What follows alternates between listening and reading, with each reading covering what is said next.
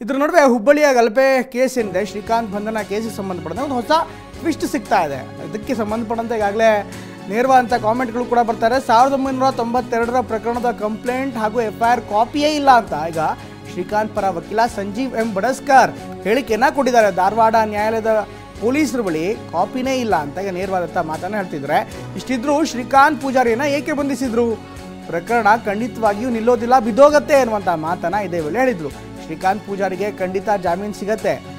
ಈ ಮಾತನ್ನ ಶ್ರೀಕಾಂತ್ ಪರ ವಕೀಲ ಸಂಜೀವ್ ಬಡಸ್ಕರ್ ಈಗ ಮಾತನಾಡ್ತಿದ್ದಾರೆ. ಏನು 1992ರಲ್ಲಿ ಶ್ರೀಕಾಂತ್ ಪೂಜಾರಿ ಮತ್ತು ಇತರರ ಮೇಲೆ ದಾಖಲಾದ ಪ್ರಕರಣದ ವಿಚಾರಣೆ ನಿನ್ನೆ ದಿವಸ ಮಾನ್ಯ 1ನೇ ಜಿಲ್ಲಾ ನ್ಯಾಯಾಲಯದಲ್ಲಿ ಸವಿಸ್ತಾರವಾಗಿ ಮತ್ತು ಅತ್ಯಂತ ಕ್ಲಿಷ್ಟಕರವಾಗಿ ನಿನ್ನೆ ನಡೆಯಿತು.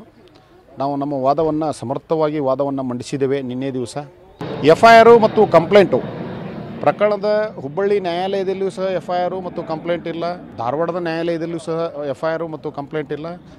ಇದರ ಹೊರತಾಗಿ ಪೊಲೀಸ್ ಇಲಾಖೆ ಏನು ಟೌನ್ ಪೊಲೀಸ್ ಸ್ಟೇಷನ್ ವ್ಯಾಪ್ತಿಯಲ್ಲಿಯೂ ಸಹ ಇದರ FIR ಮತ್ತು ಕಂಪ್ಲೇಂಟ್ ಇಲ್ಲದೇ ಇರುವುದು ಮತ್ತಷ್ಟು ಸಂಶಯನ ಈಡು ಮಾಡಿದೆ.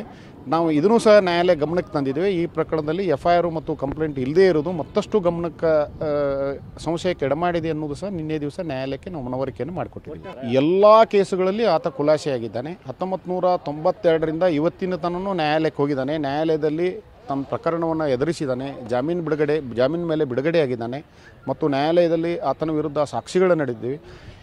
ಈತ 1992ರಿಂದ ಅದೇ ವಿಳಾಸದಲ್ಲಿ ಇದ್ದರೂ ಸಹ ಈತ ಪರಾರಿಯಾಗಿದ್ದಾನೆ ಅಂತ ಹೇಳಿದ್ದು ಇದು ಮೇಲ್ನೋಟಕ್ಕನ ಒಂದು ಏನೋ ಇದರಲ್ಲಿ ಒಂದು ವಿಷಯ ಇದೆ ಅನ್ನೋದನ್ನು ನಾವು ನಿನ್ನೆ ದಿವಸ ನ್ಯಾಯಾಲಯಕ್ಕೆ ಮನಗಣೆಯನ್ನು ಮಾಡಿದ್ದೀವಿ.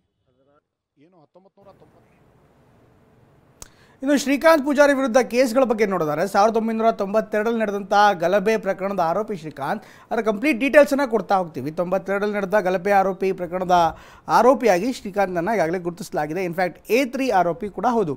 ಇದನ್ನು ಕಂಪ್ಲೀಟಾಗಿ ನೋಡೋದಾದರೆ ಇನ್ನು ಈ ಪ್ರಕರಣದಲ್ಲಿ ಜೈಲಿಗೆ ಹೋಗಿ ಬಂದಂಥ ಶ್ರೀಕಾಂತ್ ಇನ್ನು 94ರಿಂದ 2014ರವರೆಗೆ ಒಟ್ಟು 12 ಪ್ರಕರಣಗಳು ಕೂಡ ದಾಖಲಾಗಿತ್ತು.